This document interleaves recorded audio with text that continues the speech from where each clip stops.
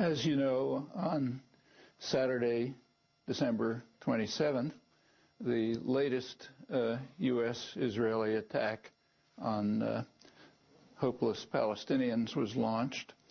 It had been meticulously prepared. We know from the Israeli press that both aspects of the campaign had long been carefully prepared, both the military aspect and the propaganda aspect, learning from the lessons of the 2006 invasion of Lebanon, which it was argued was not planned well from a military point of view and was not advertised properly.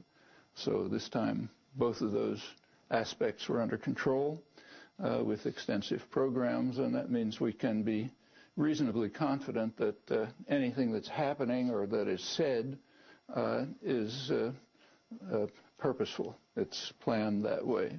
Maybe not everything, but most of it. One thing that was planned carefully was the time of the launching of the war.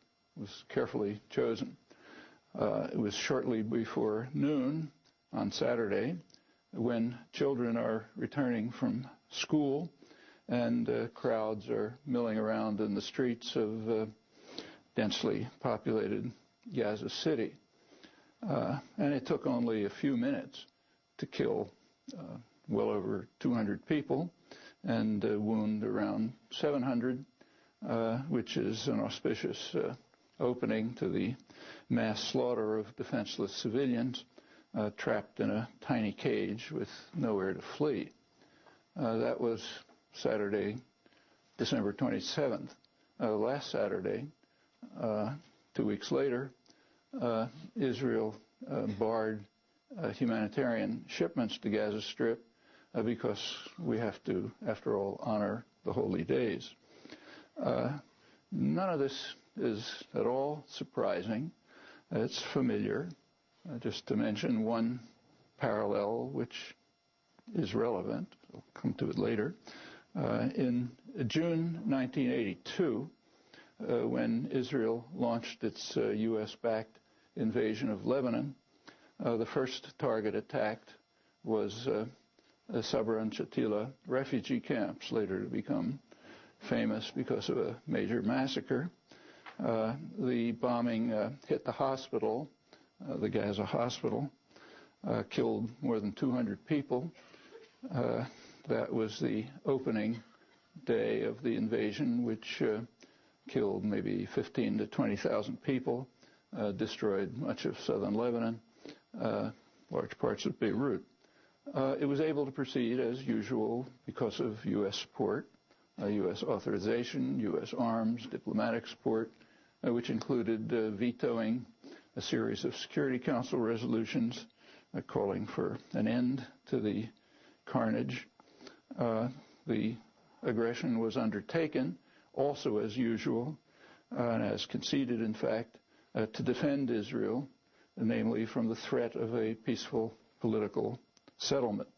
That's contrary to much routine deceit in the United States, particularly, but it's all so well documented it's hardly necessary to talk about it. All of this is normal, and it's not concealed by high Israeli officials. Just to give one example, 30 years ago, the chief of staff of the army, Mordechai Gur, pointed out that, quote him, since 1948, we have been fighting against a population that lives in villages and cities. Israel's major military analyst, Zev Schiff, summarized his remarks. He said, the Israeli army has always struck civilian populations, purposely and consciously. The army, Gur said, has never distinguished civilian from military targets, but has purposely attacked civilian targets. And the reasons were explained right at the same time by the distinguished statesman Abba Eban, considered a dove. He said there was a rational prospect, ultimately fulfilled, that affected populations would exert pressure for the cessation of hostilities, satisfying Israel's goals. Evan happened to be commenting on a speech by Menachem Begin, which presented a picture, Evan said, of an Israel wantonly inflicting every possible measure of death and anguish on civilian populations in a mood reminiscent of regimes which neither Mr. Begin nor I would dare to mention by name. Evan did not contest the facts. He criticized Begin for speaking about them so frankly, which could be harmful to the Israeli image.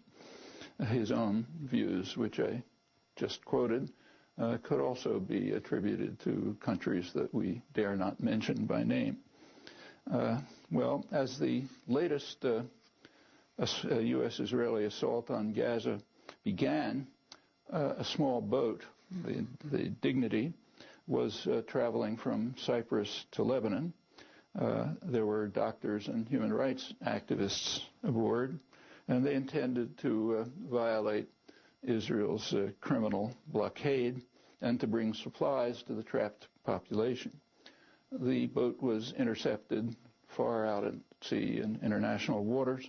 The Israeli Navy rammed it without warning, severely damaged the boat. It managed to limp to a Lebanese harbor.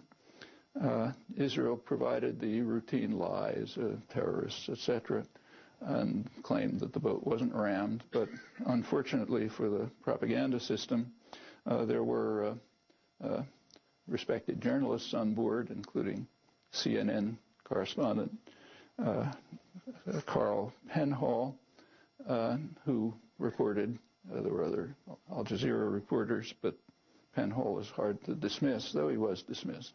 Also aboard was Cynthia McKinney, the former representative, a candidate, presidential candidate for the Green Party.